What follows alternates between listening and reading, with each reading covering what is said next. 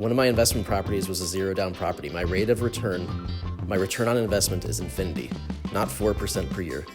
You're making money from nothing. That is actually possible. Is it what happens every day? Is it the best way to do it? No, it helps to have some down payments. But still, but you don't have to have 25% down payments to get into all this, and that's part of where we're going here too.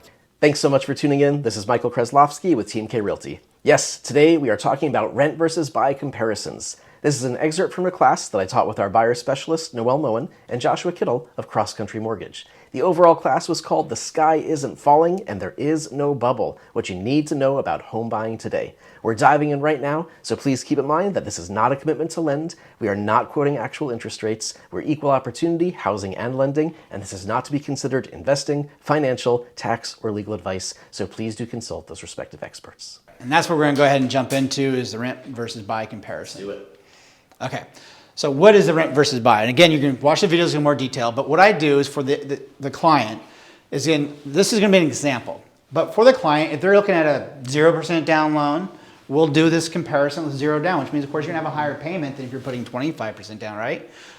Well, what if I have poor credit? You'll have a higher interest rate. So we'll take all that into consideration, whatever price point. In this sample, based on the price point for Benton County, rents, and I actually lowered it, figured around $2,900 a month. I think, and actually the system thought 32, but I didn't want to overdo it. But I think 29 is from what I'm seeing on my rents in Albany, which Corvallis is higher, that's a good rent. And we're going to take everything into consideration. So in this scenario here, we're doing a 10% down. You may not be able to see this. We'll zoom in on this here, I think. Next slide. Right here. So we're doing is 6.25%. Has the APR there. Again, this is not a rate quote today. This is an old one. But we look at everything. So what's the principal and interest payment compared to rent? $2,900 compared to $2,925.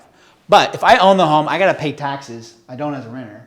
And my homeowner's insurance is more expensive as an owner because I'm not just insuring my goods, I'm insuring the house itself. So a renter might have $47, but I'm going to have more. I've got some mortgage insurance built into this payment here, and then I also have maintenance, right? If I own the home, something breaks, I'm going to have to fix it. So I can also do this comparison if I have a client that maybe qualifies for a higher price point, but they're trying to keep the numbers down because, again, they look at payment as expense, which is the wrong way to look at it. But say they do. Well, a lower priced home probably has more deferred maintenance, so we can increase or decrease this. Maybe you're buying a brand new house, we can change it. So it's all customizable. But in this example here, the person who buys this on day one is paying $3,912 compared to $2,947, call it $1,000 more. This is where most people say, I should rent. I need to check out, that's $1,000 a month I can be saving. That's the smart thing. If you're listening to certain news people, you might think that too. But the reality is, like we've been saying, is over time, you see this purple line here, over time, this light purple, rent goes up, and by the time you hit year 6, you're paying now just as much to rent as you are to own. And then afterwards, it continues to go. Now, we're going to use 9 years as the time frame because that's what the average person owns a home before selling or moving. It's usually about 9 years. But you'll see the dark blue line stayed flat because, again, principal interest. Like Michael said, there will be some changes for taxes and homeowners insurance, but it's really small. I mean, your taxes might be $4,000 a year and it goes up to $4,100. So dark blue is your monthly mortgage payment if you buy. Okay. So now, what people don't focus in on is the fact that if we add up, real quick here, this negative 2,000, 21,000, okay? Call it 22. Negative 22,000. What that is saying if I was to add up all the money I spent to own my home every single month and compare that to all the money the renter paid at year 9, I, the owner, spent $22,000 more out of pocket to own. Again, this is where people make the false assumption that ownership is bad. It's better to rent, save that $22,000, maybe invest it. But what they're failing to do is to understand the power of compounding, which happens on the appreciation. So we saw Einstein, so let's take a look at this. That last slide, you saw Michael showing the equity of the home going up, balance of it going down. This amortization gain, that's that balance going down he showed you. Over 9 years, because I made a payment, I've actually reduced my principal balance by $65,000. Which means if I sell the home for the same price I bought the home, I get $65,000 of my mortgage payments back. That's the principal I've paid down. As a renter, you get nothing back, right? So even in a flat market, I already beat my renter because I'm getting some of my money back. It didn't all go in the garbage. The renter, it did. But we all know, historically, you look at home values, it's going to be really difficult for you to find a 9-year period where you've lost money. If you take one of the greatest home price drops in U.S. history, 2007, which we saw a huge drop, if you own the home for 9 years, you broke even because you rode out the drop and it came back up. So if you bought at the absolute peak, you're just the most unlucky person. You bought at the top before it collapsed. If you kept your home for 9 years, you didn't lose. So the most unlucky, worst timing ever would still be that 9 year period. 9 year period. Breaking even as a homeowner as opposed to never seeing the rent again anyway. Yeah. 9 years later, sold it for the same price, but I paid down my balance during that 9 years, and the renter got nothing back. But compounding interest, right? I bought that house at a certain price here, and it's compounding. We're using a 5.4% compounding rate. That's been the average for the county. But if somebody says, I think you're being aggressive, okay, give me a number. We'll use it. We can customize the number you think the appreciation. I'm just going over the 65-year average for Benton County. So that's appreciation of the home value. Yeah, over time. Now, obviously, the last 2 years, we saw 20. You know, last 13 years combined, we saw 116. But we're just going to use 5% annually compounding. That adds up to $302,000. But again, we're not sugarcoating this. So we know that when you're going to go to sell, you're going to get the best agent. So you can get the best negotiation, get the best price in the market. And again, it's not always about just the best price. It's about making sure you're not misrepresented and all of a sudden you don't know you need a good lawyer until you need a lawyer. Same thing with an agent and a lender. So you're going to pay 6% to get that house sold. Once you take into account the money you put into the house to fix it, you know, this loss here, the 6% to sell it, you are worth $300,000 more than the neighbor who rented the whole 9 years. You put 10% in, 40 times wealthier. Not 40%, 40 times. This is why. Okay, this is real numbers of everything we just talked about put onto a form, again, completely customizable to the client to know that, well, but I don't have 10%. You know, what would the rate of return on this be for my friend who got in that house with no money out of pocket at all? It's infinite. It's infinite. And power of owning versus renting, even if you start out at $1,000, almost 30% more in that scenario to own versus rent. And we've helped people do literally that, and I'm one of them. One of my investment properties was a zero down property. My rate of return, my return on investment is infinity, not 4% per year. You're making money from nothing. That is actually possible. Is it what happens every day? Is it the best way to do it? No, it helps to have some down payment. But still, but you don't have to have 25% down payments to get into all this, and that's part of where we're going here too. Yeah, so we see our closing costs, you know, because you bought the rate down, whatever case is, closing costs, cash difference over time, selling the realtor. It's all here. It's all calculated for. And here's the kicker. You don't have to wait 9 years to beat that renter. Now, it took 6 years before the rent started actually paying more, right? It was 6 years before that. But even at year 3, when you take into account that you're paying down your balance and your home value is going up, at year 3, I'm still $22,000 better than my renter. You don't have to be in it 9 years to beat the market. These are normal numbers here, okay? And this is why, again, why we get super excited about showing this. This is why, again, I want you guys to take away today is stop looking at your mortgage payment as an expense like your car that devalues and breaks down and goes to the shop all the time. You know, stop looking at it like a credit card. Okay, start looking at your mortgage payment like your 401k contribution. And so the question becomes, without me giving financial advice, is if you're sitting there saying, I can't afford that payment, but you're maxing out your 401k, does it make sense? Because is your 401k going to give you this type of return? Mine's not. But well, let's take a look here. I did the math for you. Did you? So let's say I take that same money, $25,000 down, okay? That's what I did. Put it all up front, give it to my guy, could make some money to it. 10% rate of return on that for 9 years. Compounded at 10%, that $25,000 turns into $58,900. Call it $59,000. $25,000 investment, $59,000, or do you want a $25,000 investment, $300,000?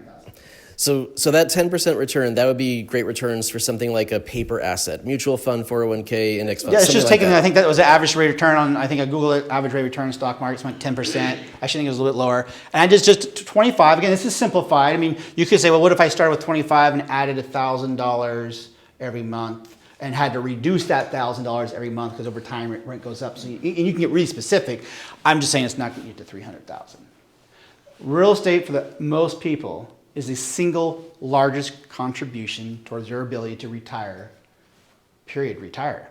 Because this is happening. You know, does a house seem expensive today? It does. My grandfather thought I was crazy to pay $150,000 for a house. He got his first one for $25,000. Well, you know what? The reason it's a good time to buy is because this is what happens over time. And so I'm a guy who likes to go off odds and numbers and stuff. And can things happen in the future? Absolutely. Can life throw you a curveball? COVID shows yes, it can. Who would have thought at the end of 2019 that was going to happen? But the reality is, with all those bumps and stuff we had with COVID, we've had with wars, and we have with things, real estate over time simply builds because supply and demand, and we're always growing. And this is also what, when values start to really go up, so do rents. When values of homes start to flatten out, so do rents. There's a correlation between this because you're going to live somewhere, and investors know this. I'm glad you just said that, if you don't mind me interrupting or interjecting for a sec. So with interest rates being higher than they were for the past few years, the whole point of that, I think, chime in, the whole point of that was that the Fed could stop investors from going so gangbusters to make it easier for normal people to buy homes. So what do you think that's going to do to everyone's rents? If it costs more to buy an investment property, do you think they're going to lower their rents in the next few years? They're going to raise them. And rent control is absolutely backfiring in Oregon. It always does. Oregon put rent control, I forget what it was, Senate Bill 608 in place maybe 5 years ago. I was at that meeting with the local housing association when they announced how that was going to all work, and they had an attorney there presenting it. And I'm not exaggerating. Basically, everyone went to the back of the room and got the forms to raise rents. Because property managers are like, well, if you're going to control me, then I'm going to max out how much I can raise the rent every year. There was no landlord-tenant coalition involved in that legislation. Not at all. Totally backfired, really half-baked legislation, raises rents, not lowers them. It makes it harder for me as a landlord to have a good tenant and not raise your rent, because at some point, if I want to sell my house and that's locked in, that causes problems for me, because so now it forces me to, instead of be the nice guy, to maybe have to give a little something. You don't have to, but and then the way they wrote it, like last year, they were allowed to raise it 9%. I don't think people are ever raising rents 9%, but again, because you can, and because you're telling them that they're going to control you, they are. Now that's what people are doing, which makes landlords like me look that much better, because I raised my rent like $30 just now on some of my rentals, not $300. Yep. Right? I mean, I've got people who are like, oh my gosh, like I'm so glad that we can, go into so-and-so's bedroom for next year's lease renewal, because the place I'm living in right now is going up hundreds of dollars. I mean, right. Yeah. The rent's not going down. Housing's not getting cheaper. All right, so you guys think about that form. Pretty awesome. Again, 100% customizable based on your rate for your credit, your down payment, your loan program. Moving on. So the next question comes is, yeah, Josh, I understand, but I still love to time the market. What if you said rates are going down and kind of payments kind of tight right now? Maybe I should play that game and wait for rates to go down to get a lower payment. Okay, fair question. So let's take a look at it. So here we're going to look at our property value again, $500,000. I think over the next year, when I did this slide, it's going to go up 5%. I'm still holding to that. January of this year to the end of the year, I still think 5% year over year. I don't think negative 10%. So that's what I think. I think 2 years out, I think that's really conservative. I think 2024 will be a great market, but we're going to be conservative here. And then 3 years, so I'm basically just giving the average here. So 1.2%. What happens if I wait 6 months and rates go from 6.25 to 5.875? I really would love to be under 6%. I'm going to wait. What does that do? And we're going to take a look at that. But what happens again if I wait and it goes to 5.25 or 4.875? Where's the win? We all want to save money. So, if we take a look at it again, the complete picture, if you wait 6 months, you save $79 off your payment. Score, it's a win, right? If you wait a year, $200, that's the best. Now, at year 2, what's happening there? Why, with the lowest rate, am I not saving as much? Because the values are going up. So what's happening if I take the whole picture? So 201, let's go with year 1, because that's the biggest win, right? I'm going to save $201. Well, what happens? Well, during that time, that's about by like $2,400 a year is what you're going to save. But during that time, that home value went up $25,000. You had to pay $25,000 more for that house to get that $201 saving, which means you didn't get that equity. Cost you $25,000 to save $200, which sounds kind of expensive. But also during that same time, you weren't paying down your mortgage at all, right? So you're just wasting your rent. Your rent was going away. So there's $5,600 or $5,500. To get that $200 saving, you lost $30,000 of potential equity. Does that sound like good financial advice? Because if so, give me $200. Give me $30,000 and I'll pay you $200.